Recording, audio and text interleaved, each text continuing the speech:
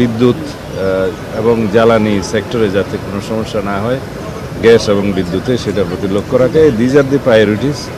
আর অন্যান্য যেগুলো বিস্তারিত আলোচনা সেটা অফিসিয়াল ব্যাপার।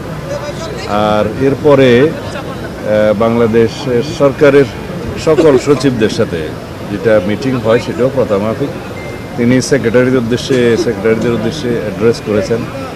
তাদেরকে তিনি বলেছেন যে জনগণ আমাদের ম্যানিফেস্টোর উপরে ম্যান্ডেট দিয়েছে, তো সুতরাং যেটা জনগণের ইচ্ছা পিপুলস উইল প্রাধান্য পাবে। সেই হিসাবে according to constitution, according to law of the country এবং according to the rules of business, secretary এবং অন্যান্য সরকারি কর্মকর্তা সবাই যাবে এবং সরকারের সেই ম্যানিফেস্টো বাস্তবায়নের জন্য তারা আন্তরিক হবেন সে আহ্বান জানিয়েছেন।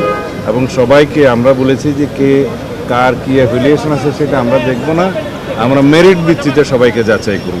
ধন্যবাদ, থ্যাংক ইউ।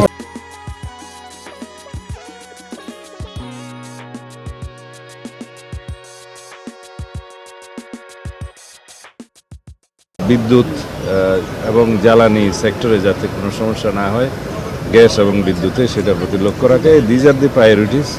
আর অন্যান্য যেগুলো বিস্তারিত আলোচনা সেটা অফিসিয়াল ব্যাপার। আর এরপরে বাংলাদেশ সরকারের সকল সচিবদের সাথে যেটা মিটিং হয় সেটাও প্রথামাফিক।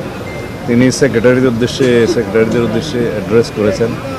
তাদেরকে তিনি বলেছেন যে জনগণ আমাদের ম্যানিফেস্টোর উপরে ম্যান্ডেট দিয়েছে, তো সুতরাং যেটা জনগণের ইচ্ছা পিপুলস উইল প্রাধান্য পাবে। সেই হিসাবে according to constitution, according to law of the country এবং according to the rules of business, secretary এবং অন্যান্য সরকারি কর্মকর্তা সবাই যাবে এবং সরকারের সেই ম্যানিফেস্টো বাস্তবায়নের জন্য তারা আন্তরিক হবেন সে আহ্বান জানিয়েছেন।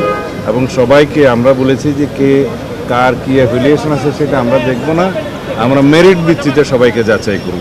ধন্যবাদ, থ্যাংক ইউ।